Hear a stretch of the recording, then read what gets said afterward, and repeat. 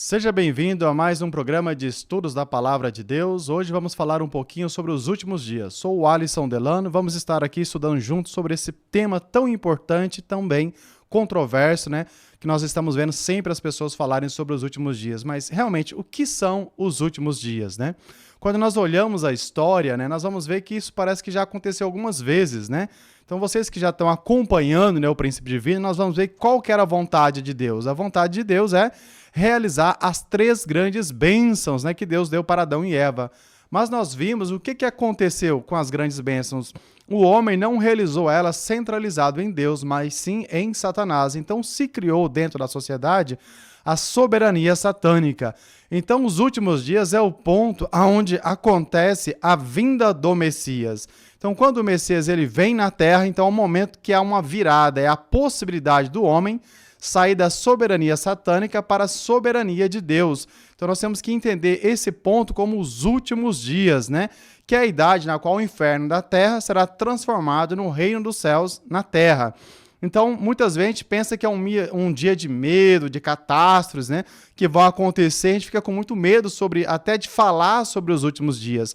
Mas, na verdade, é um dia de muita alegria, que é a esperança da humanidade que realmente chegou, onde nós podemos encontrar com o Messias e, através dele, eliminar o nosso pecado original e criar a soberania de Deus na terra. Nós tivemos essa tentativa de realização nos últimos dias na época de Noé. Em Gênesis 6,13 diz assim: o fim de toda a carne é vindo perante a minha face, porque a terra está cheia de violência, e eis que os desfarei com a terra. Então, nesse tempo, Deus falou que iria acontecer o quê? Iria destruir a terra, não é assim? Que seriam os últimos dias.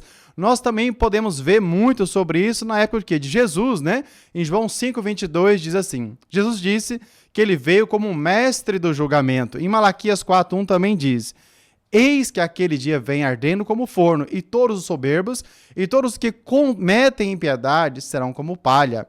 O dia que está para vir os abrasará, de sorte que eles não deixará nem raiz e nem ramo. Então também fala-se que nos tempos de Jesus aconteceram os últimos dias, né? E nós, hoje, no tempo do retorno do Messias, também fala na Bíblia sobre os últimos dias, como diz em Lucas, capítulo 17, versículo 26.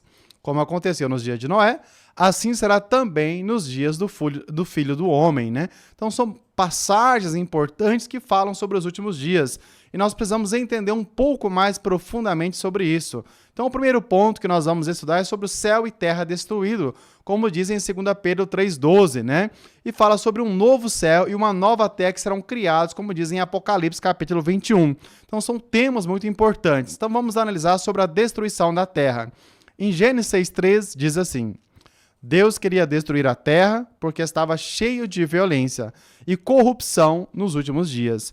Em Eclesiastes, capítulo 1, versículo 4, também diz: uma geração vai, outra geração vem, mas a terra para sempre permanece. Então, um ponto importante que nós podemos ver é que aqui está falando o quê? Está falando que a terra permanece para sempre. Em Salmo, capítulo 77, versículo 69, diz assim: edificou o seu santuário como aos altos céus, como a terra que fundou para sempre. Então, são dois pontos muito importantes, né? Que fala sobre o quê? Que a Terra ela foi criada para sempre, né? Então esse mundo que vai ser destruído não é o quê? O nosso planeta Terra, porque a Terra ela é eterna, né? Se Deus é um sujeito eterno, automaticamente aquilo que ele cria também tem que ser eterno. Por quê? Porque se a Terra não for eterna, como é que Deus vai sentir alegria onde ele vai criar algo que pode ser destruído por Satanás? Então, com certeza, né? Deus sendo onisciente e onipotente, ele não faz sentido criar alguma coisa que possa ser destruído. Então, a terra realmente ela é eterna. Então, quando se fala destruição da terra, o que isso quer dizer? Quando você destrói uma nação, você não destrói literalmente, né, a nação, a terra, mas você faz cair a sua soberania.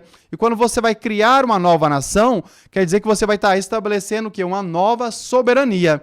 Então, destruir o céu e a terra significa fazer cair a soberania de Satanás, que está dominando a terra até os dias de hoje, e criar um novo céu, uma nova terra, significa restaurar, né, a posição de Deus sobre o domínio da terra. Então, Deus ele vai passar a ter a soberania sobre a terra. Então, destruir o céu e a terra nada mais é do que tirar a soberania de Satanás e passar para a soberania de Deus, né?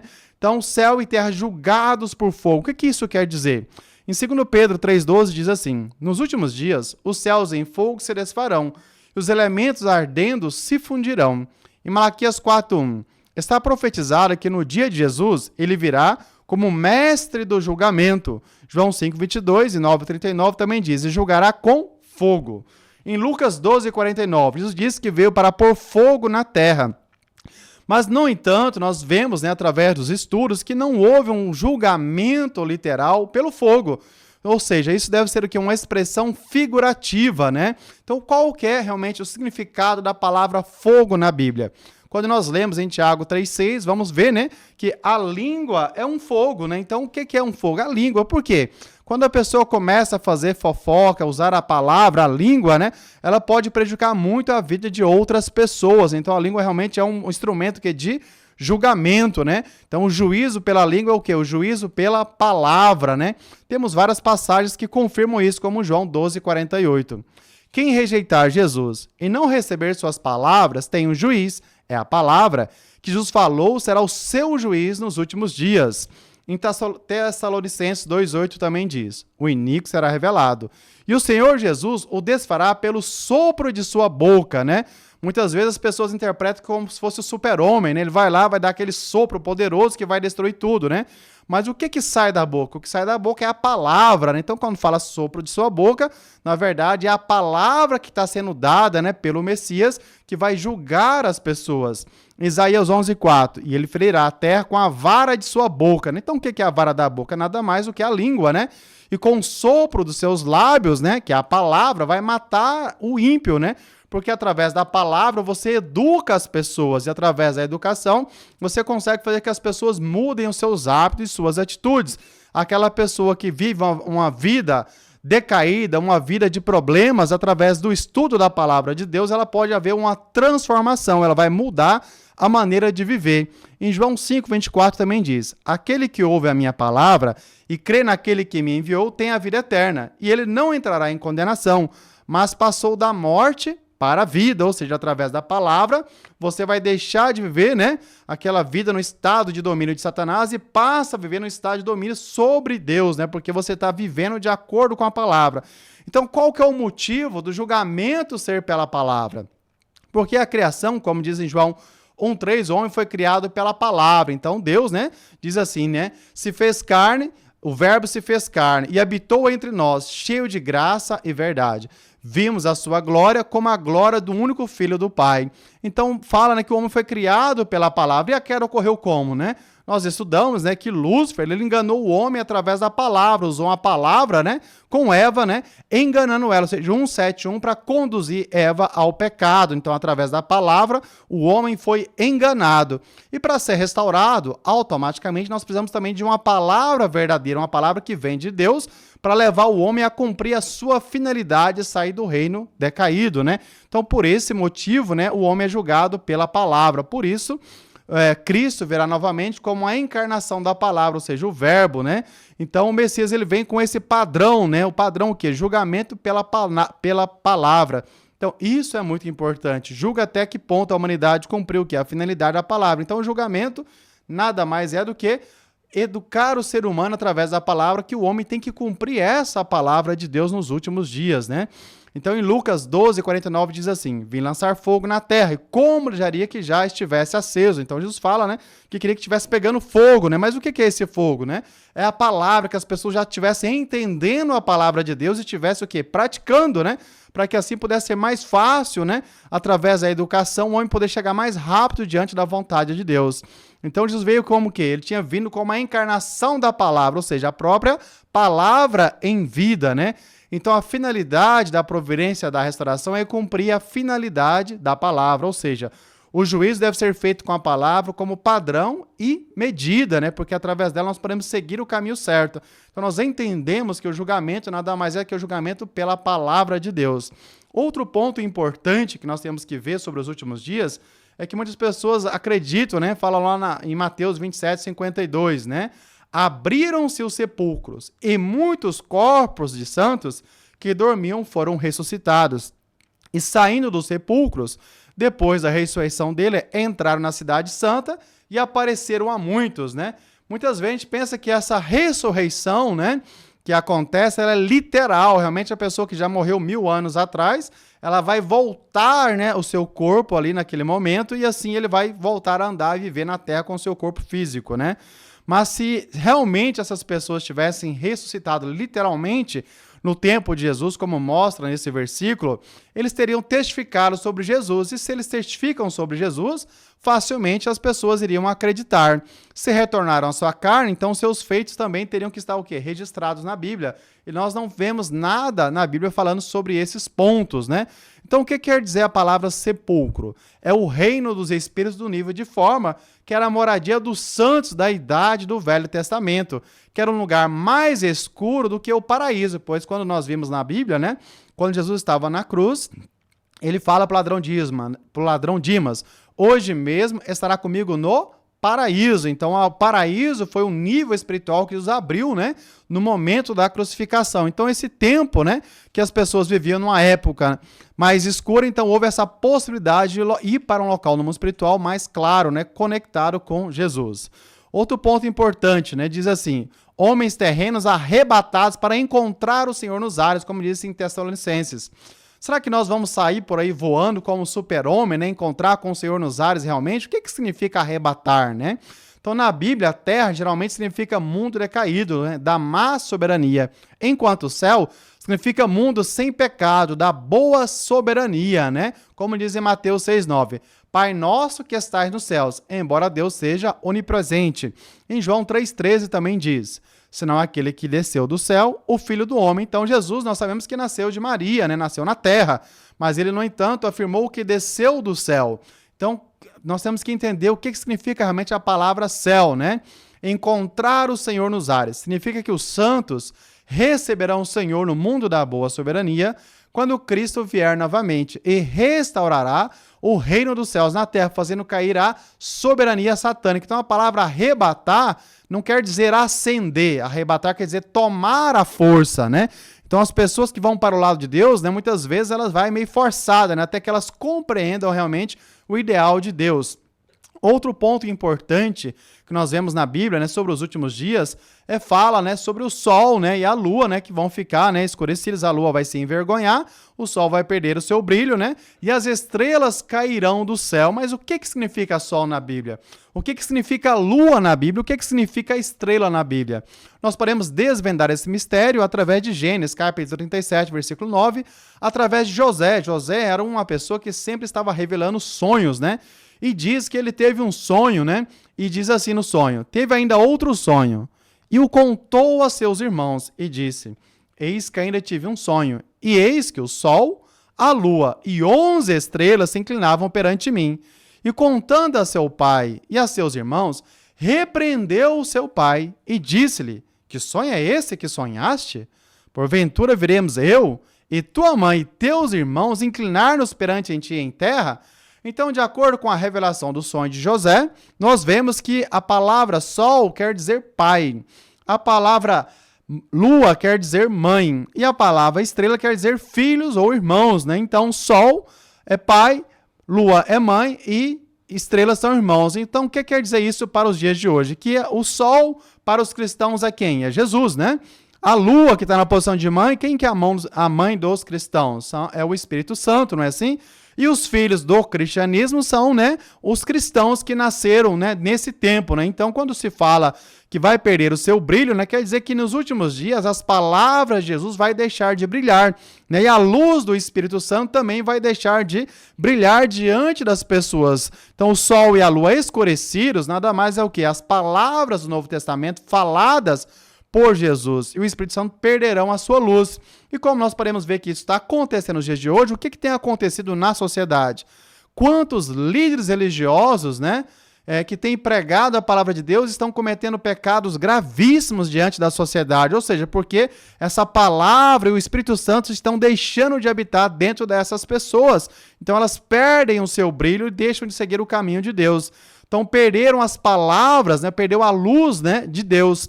Então esse é um período que a missão do cristianismo está findando e está começando a missão, né, de uma nova era, de uma nova verdade. Ou seja, quando nós analisamos a história, nós vimos que primeiro era o quê? A palavra do Velho Testamento, né? Centralizada em Moisés. Depois apareceu a palavra do Novo Testamento através de Jesus e do Espírito Santo. Então, quando Jesus veio, ele trouxe uma palavra igual ou diferente do Velho Testamento? Nós vimos que foi o quê? Diferente, não é assim? Por quê? No Velho Testamento mandava apedrejar a mulher adúltera. O que Jesus fez? Ele até perdoou aquela pessoa, não é assim? Então mudou o conceito, né? Elevou um pouco mais, né, a palavra de Deus. Então o Velho Testamento perdeu o seu brilho diante da palavra de Jesus. E nos dias de hoje nós vamos receber o quê? Uma nova palavra, né? Um pouco mais desenvolvida para as pessoas da nossa época, permitindo então que o homem possa desenvolver com um coração centralizado para substancializar o reino dos céus. Então, um ponto importante, né, que nós temos que analisar é compreender profundamente sobre isso. Estrelas caindo do céu. O que significa estrelas caindo do céu? Significa que nós temos que realmente perder, né? Entender mais profundamente sobre o ideal de Deus. Nós temos que entender essas mensagens importantes. Então, falharão tal como os líderes da religião judaica, porque o cristianismo, os grandes líderes, eles conectaram com Jesus? Não, eles usaram as palavras do Velho Testamento para condenar Jesus. Então, quando chegar o tempo, né, da vinda do Messias, o retorno de Cristo à Terra, como diz em Lucas 18:8, diz assim: quando, porém, vier o Filho do Homem, porventura achará fé na terra? Então, por que Jesus falou isso? Porque quando ele chegou na Terra como Messias, os líderes religiosos não acreditaram que Jesus era o Messias. Então, ele já prevendo para os últimos dias, ele pensou, quando acontecer a volta do Messias, né, o segundo advento de Cristo, o que vai acontecer?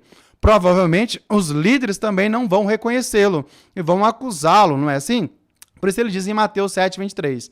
Jesus disse que haveria de declarar aos cristãos devotos: nunca vos conheci, apartai-vos de mim, vós que praticais a iniquidade, mostrando, né, esses pontos importantes, né? Então, quando nós olhamos os últimos dias e os dias atuais, né, nós vamos entender bem. Mateus 24:32-33. Da figueira aprendei, pois, esta lição: quando já os seus ramos se tornam tenros e brotam folhas, sabeis que está próximo o verão. Assim também, quando verdes tudo isso, sabeis que ele está perto, bem às portas. Então, quando acontecer esses sinais nos últimos dias, nós vamos entender que realmente chegou o tempo, né, dos últimos dias, ou seja, chegou o tempo do retorno de Cristo, né? Quais são os sinais? É a realização das 3 grandes bênçãos, né? Então, o primeiro padrão, o homem tem que elevar o seu padrão espiritual, sair da posição de homem decaído e chegar na posição de homem restaurado, como diz em Atos, capítulo 2, versículo 17. Nos últimos dias, acontecerá que do meu espírito derramarei sobre toda a carne, e os vossos filhos e as vossas filhas profetizarão, os vossos jovens terão visões e os vossos velhos sonharão sonhos, né? E nós temos visto isso, quantos jovens, até crianças, né, têm profetizado a palavra de Deus, têm levado, né, a mensagem de Deus nos dias de hoje, né? Então é uma confirmação que nós estamos nos últimos dias, né? Então outro ponto importante é a liberdade da mente original, né? Então uma liberdade que foi restrita por Satanás, né? Levou o homem a ser realmente ter uma liberdade muito pequena diante da sociedade, mas através da conscientização da palavra de Deus, nós temos visto que o homem tem ganhado uma grande liberdade diante da sociedade, né? Como aconteceu a libertação dos escravos, a libertação dos grupos de minoria, libertação das pequenas potências, a exigência da dignidade humana, a igualdade entre os sexos e a igualdade de todos os povos. Então, isso são fenômenos que mostram que a restauração da primeira bênção, que é o aperfeiçoamento individual do homem, mostrando que é um sinal também dos nossos últimos dias, né? Então, o homem, o que aconteceu? Ele perdeu a conexão com Deus e ele também perdeu a conexão com outro homem, sempre olhando o homem como um rival e não como um irmão. Então, criou-se na história a história humana se tornou uma história de lutas, né? Onde o humanitarismo atingiu seu auge, né? Então, os homens estão cada vez mais o quê? Em busca do amor original. É preciso que o homem se conecte novamente com Deus e crie uma relação de irmão com as outras pessoas em vez de ficar brigando. Então, mostrando o quê? Que isso é um sinal dos últimos dias. Quando nós olhamos, né, qualquer situação que acontece em qualquer parte do mundo, todo mundo fica preocupado e busca ajudar essas pessoas de alguma forma, mostrando que o sentimento de irmandade, mostrando que o amor original no ser humano ele está florescendo, né, mostrando o sinal dos últimos dias. Outro ponto importante, né, é sobre a realização da segunda bênção, né, que Adão e Eva tinham que construir uma família centralizada em Deus e se tornassem verdadeiros pais. Mas o que aconteceu não foi isso, não se criou um mundo centralizado em Deus, mas sim Adão e Eva construíram uma família centralizada em Satanás e deu uma origem a um mau mundo, né? Então se tornando pais maus diante da sociedade, criando o mundo da soberania no mal da sociedade. Então é preciso criar primeiro uma soberania interna centralizada em Deus através da religião, né? Centralizada em Cristo, né? Jesus, para que assim então o homem possa conectar sua mente original, centralizado na religião, criando esferas culturais que possa desenvolver essa parte do ser humano. Então, através do cristianismo, se criou uma família global, né, multiplicando a bênção dos filhos, onde vários cristãos começaram a nascer em várias partes do mundo, né, mostrando também mais um sinal dos últimos dias. Mas com isso também veio o que? A luta, né, que começou na era dos clãs, né, na verdade na família do próprio Adão, onde Caim matou Abel. Isso se expandiu diante da sociedade para a luta dos clãs, depois a era do feudalismo, a era da monarquia, e hoje nós vemos uma luta em nível mundial entre democracia, que representa o lado de Deus, e comunismo, que representa o lado de Satanás. Então esse é um ponto de cruzamento que representa a segunda bênção, que é a multiplicação dos filhos, né? Então esses dois lados brigando entre si para ver quem consegue mais adeptos, né? Ou seja, quem consegue mais filhos para o seu lado. Então a luta final que vem, né? Onde Deus ele vem, né, através do centro, criar também o que? Uma soberania externa, através, né, de vencer essa guerra, né, tão importante, né, que é vencer o comunismo que não acredita em Deus. Mostra também mais um sinal dos últimos dias. Então o domínio interno do ser humano também tem que expandir, né, como o domínio sobre a criação. Então o homem tem criado tecnologias para preservar o meio ambiente. O quanto que as pessoas têm se preocupado hoje, né, de cuidar do meio ambiente, mostrando realmente que o homem está alcançando a terceira bênção, mais um sinal dos últimos dias. Então são pontos importantes, né, que nós vamos desvendando para entender que hoje nós estamos realmente vivendo nos últimos dias. Então a queda levou a espiritualidade do homem ao homem bárbaro, o homem sem espiritualidade nenhuma, não se preocupando com nada, perdendo um domínio externo, apenas um domínio pela força, sem consciência. E hoje, através da religião, o homem vem recuperando a sua espiritualidade e vai desenvolvendo a ciência ao máximo, preocupando em restaurar a criação, em cuidar da criação, mostrando que a terceira bênção está sendo restaurada, como também um sinal dos últimos dias. Então essas esferas são muito importantes, que elas vão desenvolvendo, né, culturas, soberania, o desenvolvimento econômico, o transporte e a comunicação, para que possa facilitar o quê? Quando o Messias ele retornar, então facilita propagar rapidamente a sua mensagem para todo o mundo, né? Por isso é importante o domínio sobre a criação, para facilitar que quando venham os verdadeiros pais, a sua ideologia de nível macrocósmica possa passar, né, para todo o mundo facilmente, mostrando que isso é também um sinal dos últimos dias, como a Terra representa o que? O Jardim do Éden. Nós temos que construir apenas uma família global, vivendo todo mundo em harmonia. Então, os últimos dias, a nova verdade, a nossa atitude diante dessa verdade. Então, o ser humano ele foi criado, né, com corpo espiritual e corpo físico, né? Então nós temos dois corpos, um corpo espiritual para viver no mundo espiritual, que tem 5 sentidos espirituais, e também temos um corpo físico para viver na Terra, né, que tem 5 sentidos físicos. Então precisa criar uma ressonância. Mas por causa do pecado, o homem perdeu essa espiritualidade. Muitas vezes as pessoas nem acreditam que existe o mundo espiritual, né? Então, nos últimos dias, existem muitos fenômenos que acontecem mostrando essa percepção espiritual, e o homem tem que criar uma ressonância consigo mesmo, para que ele possa, então, receber a verdade no mundo físico, e através dessa verdade, ele vai transmitir também para o que? O seu espírito, criando uma cognição que é feita entre um processo espiritual e um processo físico, né?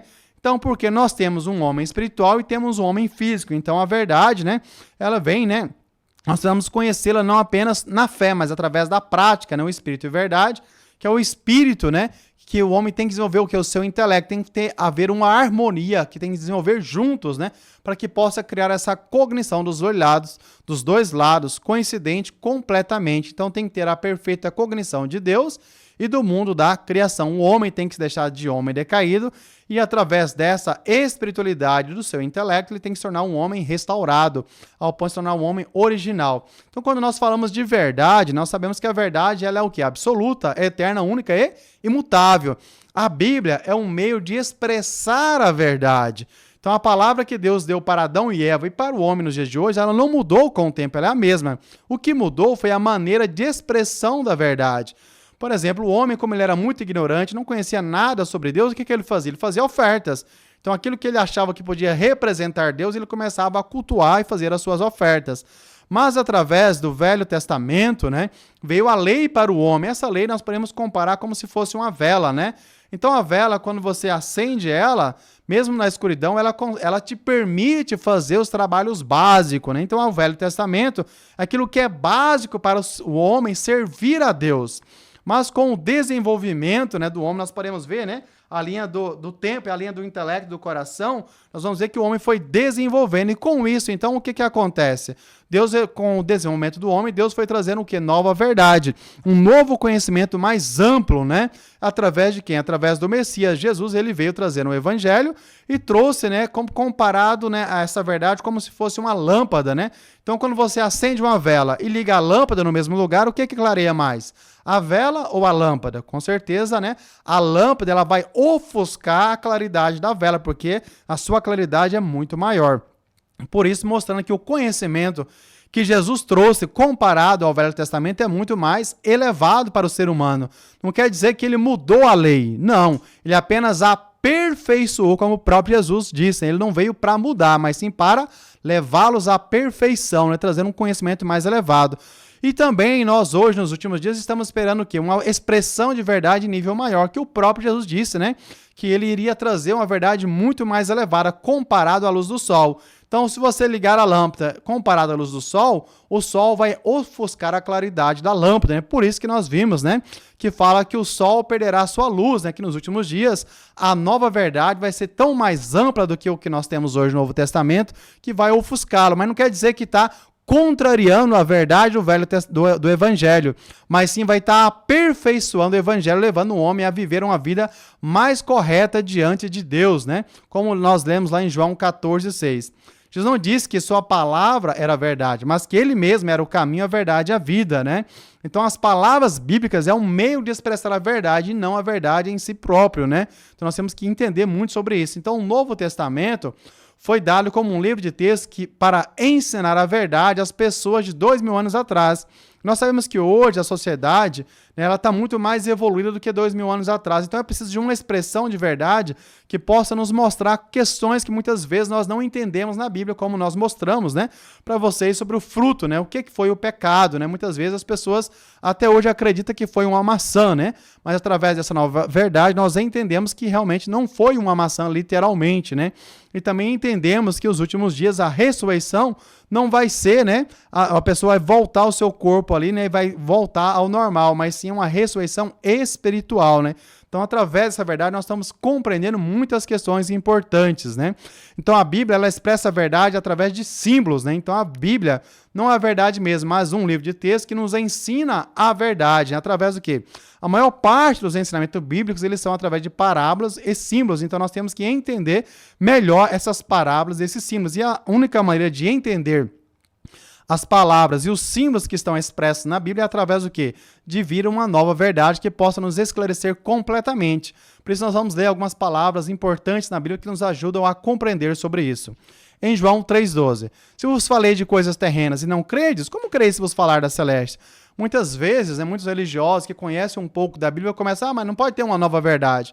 Mas o próprio Jesus falou, né, que ele tinha muita coisa para falar e ele não falou. Por quê? As pessoas não estavam preparadas para escutar aquela verdade. Em João 16,12 também diz: ainda tenho muito que vos dizer, mas vós não podeis suportar agora. Ou seja, Jesus falou, eu quero falar para vocês muitas coisas, mas nesse momento, nesse tempo, vocês não estão prontos para conhecer essa verdade. Em João 16,13, quando vier aquele Espírito de verdade, vos guiará em toda a verdade, porque não falará de si mesmo, mas dirá tudo o que tiver ouvido e vos anunciará o que há de vir. Então, mostrando que no futuro vai ter um novo conhecimento, algo que vai nos ajudar a compreender sobre a vontade de Deus, que naquele tempo, há 2000 anos atrás, não foi possível Jesus falar para os homens naquela época, né? Como diz lá em Apocalipse capítulo 5, versículo 1. Vi na destra do que estava assentado sobre o trono um livro, escrito por dentro e por fora, selado com 7 selos. Então esse livro que fala no Apocalipse é o livro que vai esclarecer as questões que nós ainda não entendemos, né? Faladas na Bíblia até os dias de hoje, né? E o que é interessante, né, que quando João ele recebe essa revelação na Ilha de Patmos, né, ele fala em Apocalipse 5:5, o leão da tribo de Judá, a raiz de Davi, venceu de forma que ele pôde abrir o livro e desatar os seus 7 selos, ou seja, quando acontecer o retorno do Messias, né, o Senhor do segundo advento vir à Terra, ele vai explicar, né, através, né, desse novo livro, né, as verdades, né, que nós ainda não compreendemos, né, ditas na Bíblia, que vai ser desatada, né, através dos 7 selos e o homem vai poder compreender completamente o que se deve ser feito, né, para seguir a vontade de Deus nos últimos dias. E diz em Apocalipse 10:11, deves outra vez profetizar a muitos povos, nações e línguas reis. Ou seja, tem que ensinar de novo a todo mundo, né, sobre essa nova verdade. Em Atos 2:17-18 diz assim, e nos últimos dias acontecerá, diz Deus, que do meu espírito derramarei sobre toda a carne. E os vossos filhos e as vossas filhas profetizarão, os vossos jovens terão visões e os vossos velhos sonharão sonhos. Sim, naqueles dias derramarei do meu espírito sobre os meus servos e sobre as minhas servas e profetizarão. Então muitas coisas vão ser reveladas para nós nesses últimos dias sobre a vontade de Deus. Por isso nós precisamos dessa verdade, precisamos conectar mais profundamente. E qual é a nossa atitude que nós temos que ter diante dessa verdade, né? Nós sabemos que a soberania do mal tem dominado o mundo desde Adão e Eva. Então, nós precisamos criar a soberania do bem também em nível mundial. Então, esse ponto de cruzamento, essa era de cruzamento, é um momento que é inevitável, né? Um momento onde o bem e o mal eles vão se enfrentar e nós temos que o que? A soberania de Deus ele tem que se levantar e a do mal vai ter que cair. Por isso, nós lemos em Mateus 24, capítulo 24, versículo 9, do 4 ao 9, diz assim: levantar-se-á nação contra nação, reino contra reino, e haverá fome, peste e terremotos em vários lugares. Então nós vemos que todas essas coisas já aconteceram, estão acontecendo, mostrando realmente que esse é o que? É um ponto de cruzamento, né? É um momento que nós temos que conectar com a palavra, com a verdade de Deus, né? Então o que acontece nesse ponto de cruzamento? Onde há um confronto entre a velha idade e a nova idade, o que acontece? Existe um período de transição. O que é esse período de transição? Jesus disse que quando acontece esse momento, o vinho novo deve ser posto em odres novos. Por quê?